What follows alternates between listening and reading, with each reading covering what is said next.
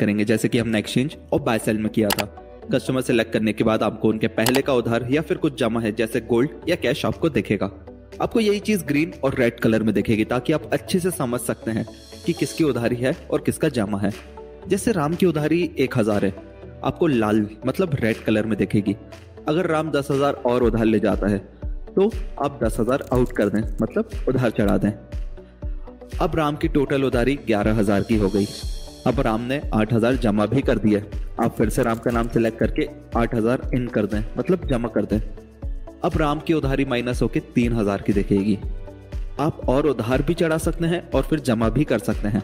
राम अगर 10 gram gold उधार लेने आया है, आपने राम का नाम सिलेक्ट किया करके ओपन किया, वहां पर आपने देखा राम पहले ही 11 ग्राम का उधार ले जा चुका है और 10 ग्राम ले रहा है, तो आप राम से 11 ग्राम के पैसे ले सकते हैं और नया उधार भी चढ़ा सकते हैं। इसमें उधारी आउट में लिखा हुआ दिखेगा और जमा इन में लिखा हुआ दिखेगा। सारे ट्रांजैक्शन की आप रिसीट निकाल सकते हैं। रिसीट में कितना उधार और जमा हुआ देख सकते हैं। माइनस और प्लस में आपको उधार और जमा समझ आ जाएगा। लोन की लिस्ट भी आप वैसे ही देख सकते हैं। और कोई उधार करके जाता है तो उसकी एंट्री डायरेक्ट लेजर में भी दिखेगी आपको लोन लिस्ट के साथ साथ। इसका बेनिफिट यह है कि आपको पता रहता है किसका कितना उधार बाकी है और किसका कितना जमा है। बार बार हमें डायरी खोल के चेक नहीं करना पड़ेगा। लेजर मतलब बही खाता। लेजर में आप कस्टमर के सारे ट्रांजैक्शन देख सकते हैं, जैसे कि आपने कस्टमर के नाम से जमा या उधार किया हो। लेजर के अंदर आप उस कस्टमर के ने किस दिन कितने बजे गोल्ड और कैश का उधार किया या जमा किया, आपको लेजर में ये सब दिखेगा, जो लास्ट में टोटल होके माइनस प्लस होने के बाद देख सकते हैं उस कस्टमर का कितना हिसाब बचा है। लेजर में आप कस्टमर की रिसीट प्रिंट भी कर सकते हैं, जिसमें कस्टमर के ट्रांजैक्शन आपको डिटेल वाइज दिखाई देंगे। लेजर की टोटल उधारी आप स्टॉक में भी देख सकते हैं, जिससे आपको आपकी उधारी और टोटल पूंजी का हिसाब रहेगा बिना कलम चलाए। ये लेजर आपके एक तरीके से स्मार्ट बही खाता है, जिससे सारा कैलकुलेशन ऑटोमेटिक होता है और साथ ही हिसाब हाथ से जोड़ने में जो गलती होती है वो बिल्कुल नहीं होगी। आइए समझते हैं लिस्ट एक्सेस करना और भाव कट के बारे में। लोन लिस्ट में आप 2 लिस्ट देख सकते हैं, करेंट लिस्ट और ओल्ड लिस्ट। करेंट लिस्ट में जाने के लिए लोन पे 3 लाइन पे क्लिक करें। करेंट लोन लिस्ट में आप 3 दिन की एंट्री एडिट डिलीट कर सकते हैं। इसको करने से आपके स्टॉक में चेंजेस आएंगे। साथ ही लिस्ट में डिटेल के साथ आप देख सकते हैं किसने कितना उधार करा गोल्ड या फिर अमाउंट का और कितना जमा करा। करंट लिस्ट में बाय डिफॉल्ट आपको उसी दिन की एंट्री दिखेगी। बाकी 2 दिन की एंट्री देखने के लिए आप कैलेंडर के ऑप्शन पे क्लिक करें। साथ ही भाव कट का कॉलम भी आप यहाँ पे देख सकते हैं। Old record. ओल्ड रिकॉर्ड में जाने के लिए ओल्ड रिकॉर्ड्स पे क्लिक करें। ओल्ड रिकॉर्ड में आप एंट्री को प्रिंट और डिलीट कर सकते हैं एक्शन के कॉलम पे 3 डॉट पे क्लिक करके। साथ ही आप कस्टमर वाइज एंट्री देख सकते हैं और डेट फिल्टर लगाकर पिछली एंट्री भी देख सकते हैं। डेट फिल्टर लगाने के लिए आप कैलेंडर के लोगो पे क्लिक करें। ओल्ड रिकॉर्ड में आप जो भी एंट्री डिलीट करेंगे तो उससे आपके स्टॉक में कोई चेंजेस नहीं आएंगे। वापस लोन में आने के लिए आपको एक बैक का बटन दिखेगा, उस पर क्लिक करने से आप करेंट लिस्ट में आ जाएंगे। फिर वहीं पर क्लिक करने से आप लोन में आ जाएंगे। डायरेक्ट लोन में आने के लिए आप ऊपर लोन के बार पे भी क्लिक कर सकते हैं, उससे आप डायरेक्ट लोन में आ जाएंगे। ऐसे आप सारी एंट्री और सारी लिस्ट एक्सेस कर सकते हैं। आइए अब समझते हैं भाव कट के बारे में। भाव कट। अगर कोई आपको गोल्ड जमा करता है और उसके बदले अमाउंट मांगता है तो सिंपल आप लोन में जाके नीचे जो एक बार बना है उसमें आप गोल्ड का रेट डालकर भाव कट कर सकते हैं। राइट वाले एरो पे क्लिक करके आप गोल्ड अमाउंट में कन्वर्ट कर सकते हैं। साथ ही अमाउंट को गोल्ड में कन्वर्ट कर सकते हैं लेफ्ट वाले एरो पे क्लिक करके। भाव कट में टोटल गोल्ड जितना मेंशन है पूरा अमाउंट में कन्वर्ट हो जाएगा। सेम अमाउंट से गोल्ड में भी ऐसे ही होगा। अगर कोई 100 ग्राम गोल्ड देता है और बोलता है 50 ग्राम का भाव कट कर दो, उसके बारे में हम नेक्स्ट वीडियो में समझेंगे, जिसे हम कहते हैं पार्शियल भाव कट। जैसे कि राम आता है 10 ग्राम सोना लेकर और 50,000 रुपए जमा कर जाता है और बोलता है इसका भाव कट कर दो। आपने 5200 का रेट लगाकर भाव कट कर दिया और इस वाले एरो पे क्लिक करके भाव कट हो गया। अब राम के 2000 रुपए बचेंगे। साथ ही आप भाव कट का कैलकुलेशन लोन लिस्ट में भी देख सकते हैं। और एक और बात, भाव कट की एंट्री आपकी एडिट नहीं होगी, वो सीधा डिलीट ही होगी। आप लोन में ही सिलेक्टेड कस्टमर का लेजर ओपन कर सकते हैं। टॉप राइट कॉर्नर पर आप लेजर का लोगो देख सकते हैं, उसको क्लिक करने से आप सिलेक्टेड कस्टमर का लेजर खोल सकते हैं। लेजर तभी खुलेगा जब आप कस्टमर सिलेक्ट करें। लोन की प्रैक्टिस के लिए आपको एक डेमो आईडी प्रोवाइड कराई जाएगी जो सिर्फ सीखने के लिए रहेगी और आप अपनी आईडी में गलत एंट्री डालकर प्रैक्टिस ना करें। जब आपका रियल हिसाब चालू होगा तब आप डाल सकते हैं अपनी आईडी में एंट्री। बाकी डेमो आईडी पे पहले प्रैक्टिस करें और फिर चेक करें कि लेजर में एंट्री हो रही है कि नहीं। लोन की रिसीट में आपको उधार गोल्ड में गोल्ड का उधार दिखेगा और उसके नीचे ओल्ड के सामने आपको पुराना उधार उस कस्टमर का दिखेगा कि कितना उधार इनका बाकी है। अगर कस्टमर और उधार लेकर जाता है तो आउट के सामने दिखेगा कितना और उधार लिया। अगर कस्टमर को जमा करके जाता है तो इन के सामने दिखेगा कितना जमा करा। उसके नीचे फाइनल गोल्ड के सामने आपको फाइनल हिसाब देख सकते हैं। वैसे ही अमाउंट में आपको ओल्ड अमाउंट और कितना जमा करा वो सब दिखेगा और लास्ट में आपको फाइनल हिसाब दिखेगा अमाउंट का।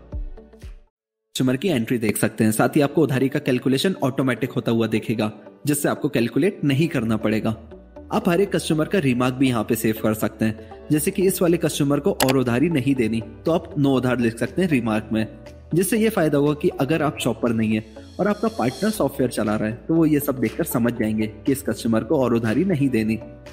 कस्टमर वाइज लिस्ट के साथ साथ अगर आपको कस्टमर के सारे ट्रांजैक्शन डिलीट करना है तो कस्टमर की पूरी उधारी 0 होनी चाहिए, जिससे आपके क्लियर ऑल ट्रांजैक्शन का बटन एक्टिवेट हो जाएगा। फिर आप पासवर्ड डालकर ट्रांजैक्शन क्लियर कर सकते हैं। और ध्यान रहे, ट्रांजैक्शन डिलीट करने से पहले आप उसका प्रिंट निकाल लें, क्योंकि डिलीट करने के बाद ट्रांजैक्शन वापस नहीं आएगा। साथ साथ आप ट्रांजैक्शन क्लियर करते जाएं ताकि आपको किसी कस्टमर का कंफ्यूजन ना हो पुराने हिसाब को लेकर। कस्टमर ट्रांजैक्शन में आप बैलेंस का भी कॉलम देख सकते हैं, जिसमें आपको ग्रीन और रेड कलर में रिमेनिंग बैलेंस पता रहेगा। इस कस्टमर का कितना रिमेनिंग बैलेंस है ट्रांजैक्शन के बाद, ये आप यहाँ पे देख सकते हैं। एक्सचेंज के टाइम पे उधारी की एंट्री और लोन की एंट्री आप लेजर में देख सकते हैं। साथ ही भाव कट में सॉफ्टवेयर ऑटोमेटिक दिखा देगा कि कितना अमाउंट और कितना गोल्ड आया और गया। आप लेजर में ही राइट हैंड साइड कॉर्नर पर भाव कट का कॉलम देख सकते हैं। जब भी आप भाव कट करेंगे उसकी एंट्री यहाँ पर शो होगी। साथ ही आप उसकी एंट्री के नीचे एक रेड कलर में एंट्री देख सकते हैं जो कि सॉफ्टवेयर ने ऑटोमेटिक करी है और ऑटोमेटिक भाव कट करा है।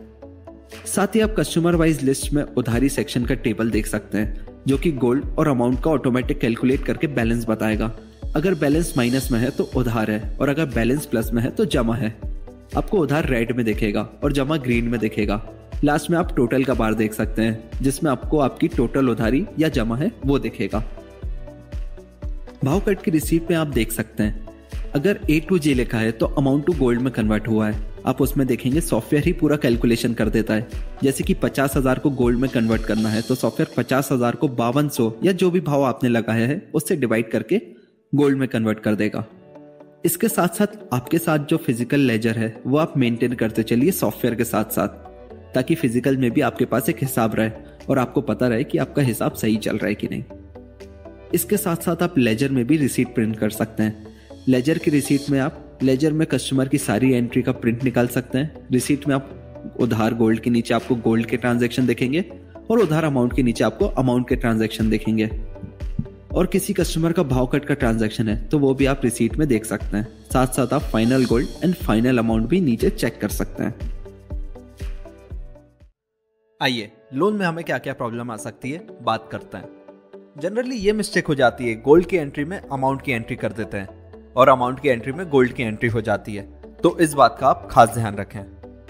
इन आउट में भी कंफ्यूजन आ जाता है, जमा की जगह उधार कर देते हैं और उधार की जगह जमा हो जाता है, तो इस बात का भी ध्यान रखें। भाव कट करते टाइम एरो बटन पर क्लिक करना भूल जाते हैं, तो भाव कट करते टाइम आप सही एरो पे क्लिक करें। कभी कभी हम एंट्री करना ही भूल जाते हैं, उसके लिए आप एक रूल बना लो, जब कोई कस्टमर पैसे या गोल्ड जमा करे या फिर उधार करे आप उसे कंपलसरी स्लिप दें, या फिर आप पैसे देने से पहले एंट्री जरूर करें। इससे आपका कोई भी ट्रांजैक्शन नहीं छूटेगा और हिसाब भी गलत नहीं होगा। एडिट डिलीट ट्रांजैक्शन को आप एडिट डिलीट लिस्ट ओपन करके एक्शन के कॉलम से कर सकते हैं पासवर्ड की हेल्प से। अगर कोई गलती होती है और आप एंट्री को 3 दिन तक एडिट कर सकते हैं। अगर आप कोई एंट्री डिलीट करते हैं तो उस पर भाव कट भी है तो वो दोनों एंट्री डिलीट होंगी। और आप भाव कट की एंट्री एडिट नहीं कर सकते, वो सीधा डिलीट कर सकते हैं। फिर से आप एंट्री कर सकते हैं और एंट्री याद से करें, क्योंकि जल्दबाजी में हम एंट्री डिलीट करके फिर से एंट्री करना भूल जाते हैं। सेम नेम अगर आपके 2 कस्टमर सेम नेम से हैं तो आप उनके नाम के आगे दुकान का नाम लिखकर सेव करें, जिससे आपको कंफ्यूजन भी दूर हो जाएगा और किसी में गलत एंट्री नहीं होगी। जब भी ऐसा कोई कस्टमर आए सेम नाम का, तो जब भी आप उस कस्टमर को ओपन करें तो आप मोबाइल नंबर भी चेक कर सकते हैं। आइए बात करते हैं लेजर में हमें क्या क्या प्रॉब्लम आ सकती है।